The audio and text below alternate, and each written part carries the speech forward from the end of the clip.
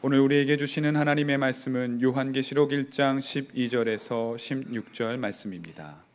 그래서 나는 내게 들려오는 그 음성을 알아보려고 돌아섰습니다. 돌아서서 보니 7 금 촛대가 있는데 그 촛대 한가운데 인자와 같은 분이 계셨습니다. 그는 발에 끌리는 긴 옷을 입고 가슴에는 금띠를 띠고 계셨습니다.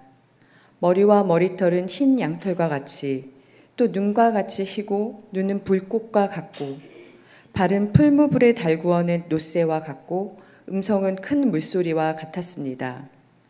또 오른손에는 7뼈를 쥐고 입에서는 날카로운 양날 칼이 나오고 얼굴은 해가 강렬하게 비치는 것과 같았습니다. 이는 하나님의 말씀입니다.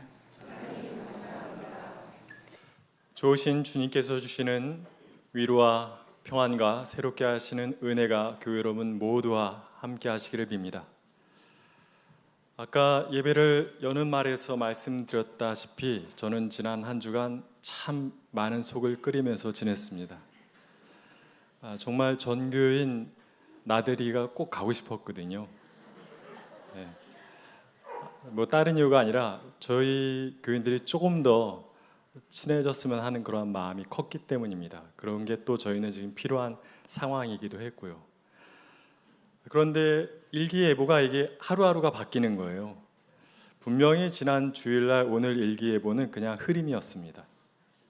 그랬다가 주초로 넘어가니까 오전에는 비, 오후엔 맑음이에요. 이거 진행해도 되겠다 싶었는데 목요일부터는 하루 종일 비예요. 그때부터 고민이 시작되었습니다.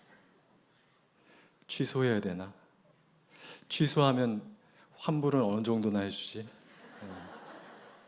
식사도 예약했는데 식사 예약은 취소가 안 될 것 같은데 안 되면 그 밥과 반찬을 가져와야 되나?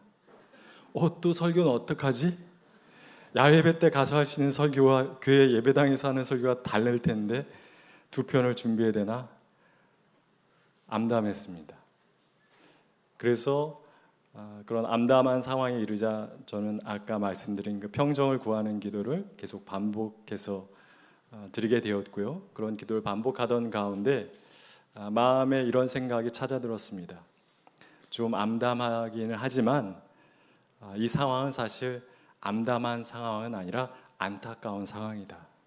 진짜 암담한 상황은 우리 삶에 얼마나 많이 있는가. 진짜 암담한 상황. 갑자기 찾아온 질병, 사고, 또 유리처럼 깨진 인간관계, 그리고 계속되는 어떤 경제적인 궁핍함, 이러한 것들이야말로 우리가 처한 암담한 상황인 것이죠. 그리고 그러한 문제들이 하나만으로도 힘든데 설상가상으로 그러한 문제들이 겹쳐 찾아올 때는 진짜 눈앞이 깜깜해지는 거죠. 모든 것이 환히 밝게 보이는 대낮이지만 어디로 가야 될지 갈 길이 보이지 않습니다. 눈은 어두워지고 마음은 무거워지는 것이지요. 그뿐 아니죠. 이 세계와 또 이 사회 속에서 일어나는 일들 또한 우리를 암담하게 만드는 경우가 많습니다. 세계 곳곳에서 일어나고 있는 전쟁과 학살과 강대국의 횡포, 지금 이 21세기에도 그렇게 불의하고 구시대적인 것들이 반복된다라고 하는 것, 그리고 그러한 것을 우리가 중지시킬 수 없다라고 하는 그 무기력함, 그런 막막함이 우리들을 짓누르는 것이죠. 또 그뿐입니까? 자연재해, 빈번하게 일어나는 태풍과 대형 산불들, 그러한 것들이 점점 빈번하게 일어나고 있는 이러한 상황과 또한 우리가 언젠가 그러한 자연재해 피해자가 될 수도 있다고 하는 어떤 두려움들이 어둠이 되어서 우리를 짓누르기도 하는 것입니다. 그렇게 암담한 상황들이 점점 늘어나기 때문인지 지금 세계 사람들은 그 어느 때보다 우울증과 공황장애를 많이 겪고 있습니다. 발생 빈도수가 이전보다 점점 많아지고 있어요. 우리나라만 보더라도 그렇습니다. 주중에 기사를 보니까 2024년도 우리나라 국민들 중에 그 자살하신 분들이 2023년보다 6.6%나 늘어난 것이죠. 그런데 생각해 보세요. 우리는 이전 시대보다 소위 말해서 더 물질적으로 풍족하게 잘 삽니다. 더 좋은 것을 먹고 또 좋은 걸 많이 먹지요. 또 좋은 옷을 입고 좋은 집에서 사고 좋은 차를 타고 다닙니다. 그래서 더 많은 곳들을 여행 다녀요. 그리고 또 좋은 전화기를 갖고 있어요. 그래서 많은 정보를 접합니다. 그리고 많은 사람들과 쉽게 연결될 수 있어요. 그런데 왜 우리 삶은 나날이 더 살기 힘들어지고 우리가 경험하는 암담함은 더 깊어만 가는 것입니까? 우리가 이 암담한 상황 속에서 벗어날 수 있는 길은 없는 것일까요? 요한계시록 말씀을 통해서 그 암담함을 벗어날 수 있는 길을 함께 찾아보도록 하겠습니다. 요한계시록이야말로 정말로 암담한 현실 속에서 쓰여진 성경입니다. 성서학자들은 이 요한계시록은 도미티아누스가 로마 황제 시기에 쓰여진 성경으로 보고 있습니다. 도미티아누스는 주후 81년부터 96년까지 15년간 로마를 통치했던 황제입니다. 근데 이 황제가요, 좀 별난 황제였습니다. 자기 자신을 신격화했어요. 자기 자신을 다른 사람들이 부를 때 이렇게 부르라고 명령했습니다. Dominus et Deus, 주님과 하나님. 자기 자신을. 원로원들 사람들까지도 이 황제를 그렇게 불러야만 됐던 것입니다. 근데 로마 황제들은 사실 사후 그가 선정을 베풀었다라고 백성들이 생각할 때 그에 대한 그 존경의 뜻으로 그를 신으로 섬겼습니다. 그 로마의 문화였어요. 그런데 도미티아누스는 자기가 살아 생전에 자기에게 스스로 그 신의 이름을 부여한 거예요. 그 로마가 다스리는 그 전역에 자기의 동상을, 높은 큰 동상입니다. 7m 정도 되는 동상을 곳곳에 세우고 경배하게 만들었습니다. 그리고 그 명령을 따르지 않는 자들은 처벌하였는데 사촌이 경배를 안 한 거예요. 그리고 그 사촌마저도 죽입니다. 그런 사람이었습니다. 그런 사람이 이 믿음이 정말 그 강했던 유대인들과 기독교인들을 가만히 두었겠습니까? 심하게 박해했지요. 왜냐하면 이 유대인들에겐 하나님은 야훼 하나님 한 분뿐이었고 기독교인들에게 주님은 예수 그리스도 한 분밖에 없었기 때문이지요. 그래서 그들을 이 도미티아누스가 강하게 박해했습니다. 반유대 법령을 만들어서요, 그 어떤 인종도 유대교로 개종하지 못하게 만들었습니다. 씨를 말리겠다는 거죠. 그리고 성전이 이미 무너졌기 때문에 성전이 무너졌음에도 유대인들은 성전세를 계속 거두었거든요. 그 성전세를 가져다가 아폴론 신전 관리비로 쓰게 만들었어요. 유대인들은 막 분노가 끓을 수밖에 없는 일이었죠. 그리고 기독교인들도 박해했는데 기독교인들 향한 박해의 범위는 단지 그 로마와 팔레스타인에만 한정되지 않고 오늘의 튀르키예 지역인 소아시아 지역에 살고 있던 기독교인들 향해서도 그 박해가 미쳤습니다. 그래서 많은 기독교인들이 이 도미티아누스와 로마에 저항했는데 그 중에 한 명이 요한이었습니다. 사도 요한, 예수님의 제자 요한. 그는 소아시아 7교회를 돌보고 있었지요. 그러나 로마와 도미티아누스에게 저항했기 때문에 그는 붙잡힙니다. 그리고는 반모섬이라고 하는 곳에 유배를 갑니다. 거기는 말이 섬이지 그냥 로마의 교도소예요. 도망 나올 수 없는. 근데 이 요한은 자기도 유배당하여서 참으로 어두운 시간, 암담한 시절을 보냈지만 그러고만 있을 수 없었습니다. 왜냐하면 소아시아 7교회 교인들을 위로해야 됐기 때문입니다. 그들도 박해를 받고 있거든요. 어떻게든 그들을 위로할 수 있는 메시지를 전해야만 됐던 것입니다. 바모섬에서 유배 생활하고 있던 어느 날 이 요한이 하늘의 음성을 듣습니다. 뒤에서 이런 소리가 들리는 거예요. 네가 본 것을 책으로 기록하여서 소아시아 7교회, 에베소, 서머나, 그 다음에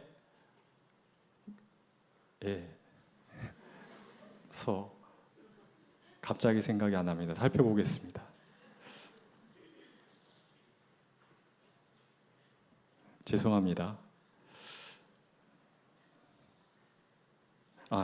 에베소, 서머나, 그 다음에 버가모, 두아디라, 사데, 빌라델비아, 라우디게아 교회에 전달해라 한 거예요. 소리가 들리니까 궁금하잖아요. 누굴까? 누가 나한테 이런 명령을 하나? 뒤돌아봤더니 7 촛대가 있고 거기에 인자 같은 분이 서 계신 거예요. 그 인자 같은 분의 형상을 이 요한이 이렇게 묘사합니다.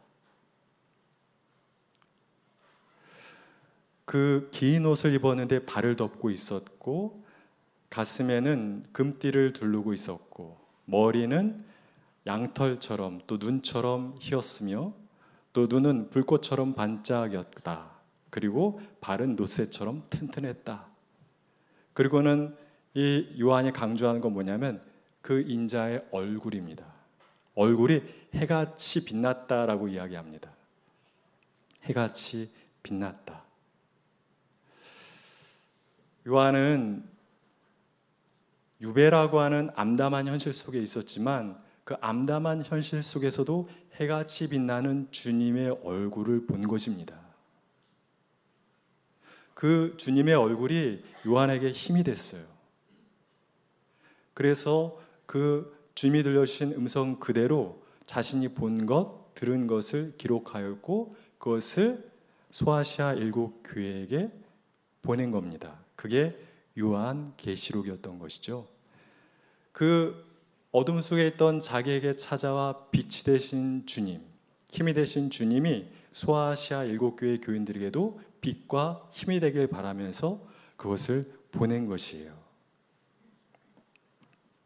그런데 어떻게 이 요한은 그 어둠 속에서 빛이신 주님의 얼굴을 볼 수 있었던 것일까요? 주님이 보여주셨으니까 봤겠죠? 근데 그것을 이렇게 생각할 수도 있다고 저는 생각합니다. 요한은 자기 마음속에 이미 빛으로 자리하고 계신 주님의 얼굴을 떠올렸던 것은 아닐까.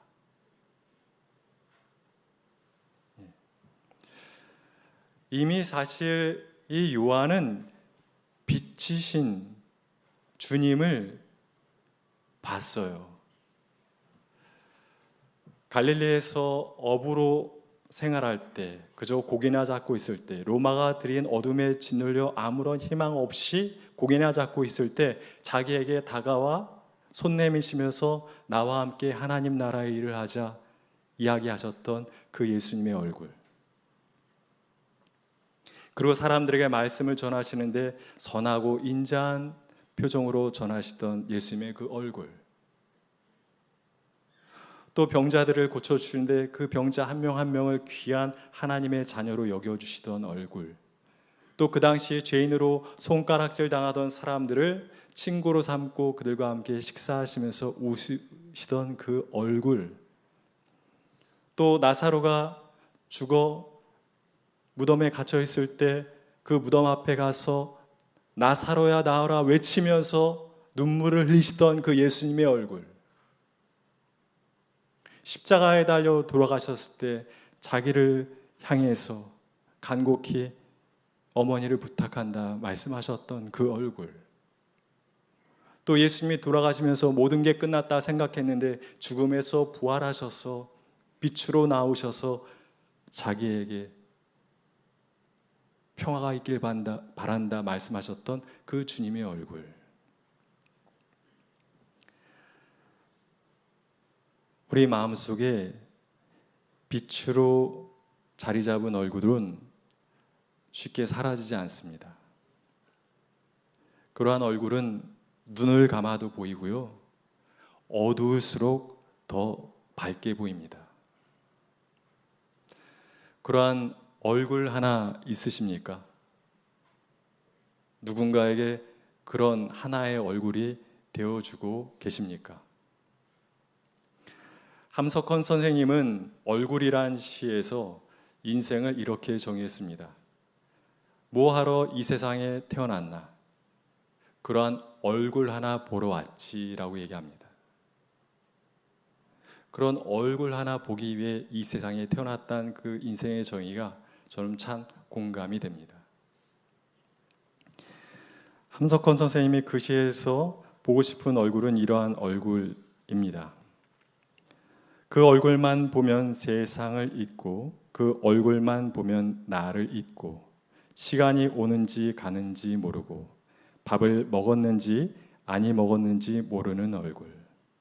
그 얼굴만 대하면 키가 하늘에 닿는 듯하고, 그 얼굴만 대하면 가슴이 큰 바다 같아.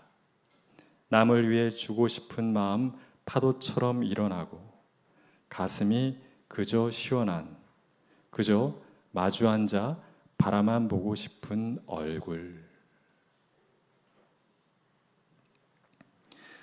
우리로 하여금 세상을 넘어서게 하고, 우리로 하여금 나 자신을 넘어서게 하고, 시간도 넘어서게 하고, 욕심도 넘어서게 하고, 그리고 또 우리를 하늘에 이어주고, 우리의 좁은 마음을 바다같이 넓게 만들어주고, 우리의 답답한 마음 시원하게 만들어주고, 그래서 계속 바라만 보고 싶은 얼굴, 그러한 얼굴이야말로 어둠 속에 빛이 되는 얼굴입니다. 함석헌 선생님은 그러한 얼굴이 예수님의 얼굴이라고 말씀하셨습니다. 안타깝게도 우리는 그러한 얼굴, 예수님의 얼굴을 볼 수는 없습니다. 그런데 우리가 모두 그 예수님을 따라 살려고 노력할 때 우리는 서로의 얼굴 속에서 살짝 얼핏 예수님의 얼굴을 볼 수 있는 것입니다.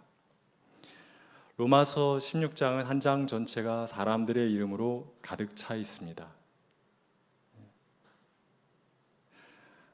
사도 바울의 동역자였던 브리스길라와 아굴라 부부를 포함해서 36명의 이름이 거기에 담겨 있어요. 사실 사도 바울은 복음을 전하면서 많은 박해를 받은 사람입니다. 가는 곳마다 유대인들이 바울을 죽이려고 했고요, 심지어 같이 예수를 그리스도로 고백하는 유대 기독교인들도 바울을 미워했습니다. 이방인을 위한다는 이유로.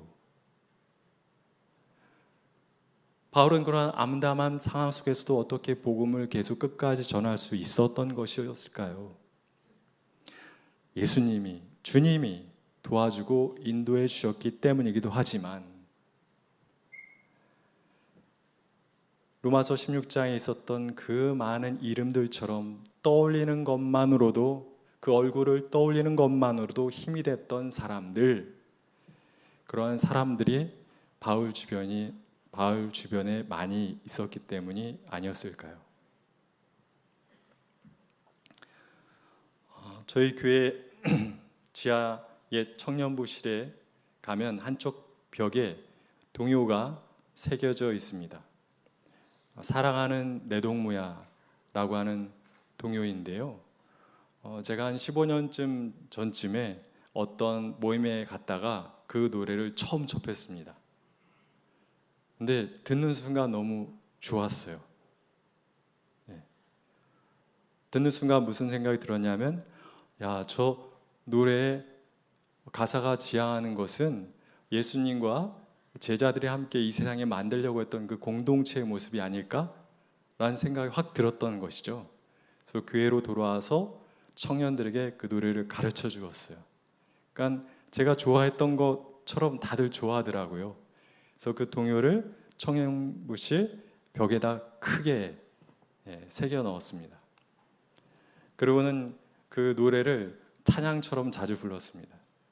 집회 시간에도 부르고, 또 누가 생일을 맞았을 때 축하하는 노래로도 부르고, 또 멀리 유학 가는 친구를 환송하면서는 그 노래를 부르면서 서로 막 다 울고, 또 결혼하는 친구에겐 축가로도 그 노래를 불러주었습니다. 사랑하는 내동무야인데요, 권사님 여기 앉으신 거 보니까 반주를 해주실 것 같아요. 맞나요? 예.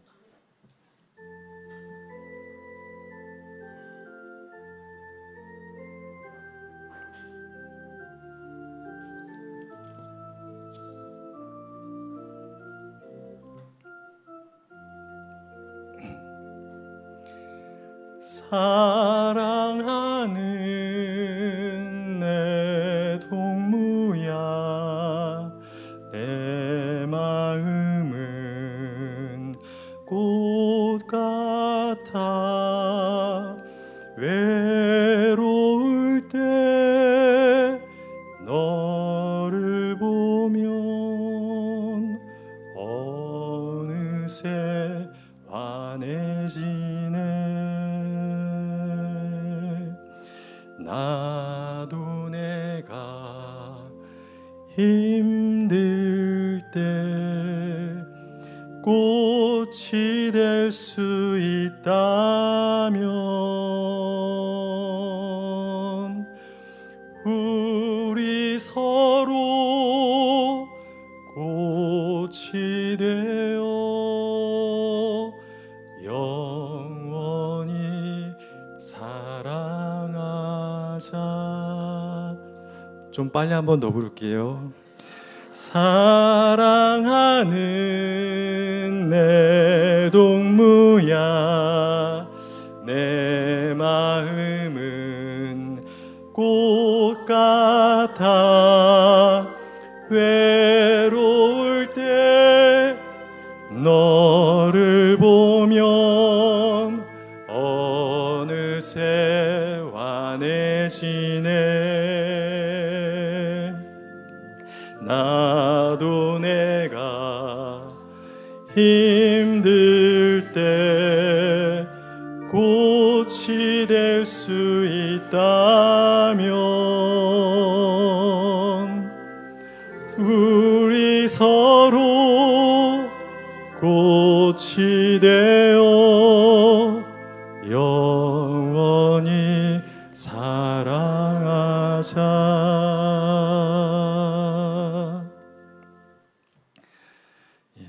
서로 사랑하는 공동체, 어두울 때 그 얼굴 하나 떠올리는 것으로 마음이 환해질 수 있는 공동체, 힘들 때 그 얼굴 하나 떠올리는 것으로 힘이 되는 공동체, 서로 꽃이 되는 공동체, 그것이 예수님과 제자들이 이 땅에 만들려고 했던 공동체, 교회의 본인 것입니다.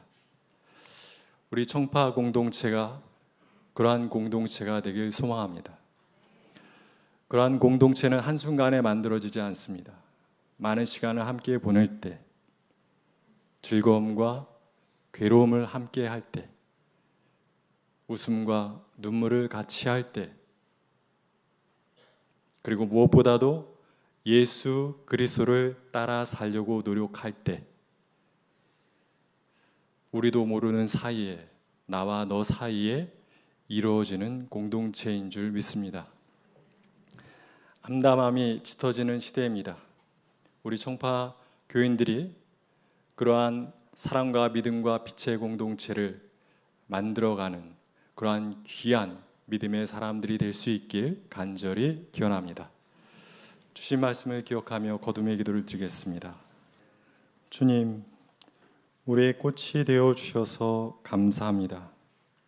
주님의 얼굴은 어둠 속 빛이요, 절망 속 희망이며 힘들 때의 입니다.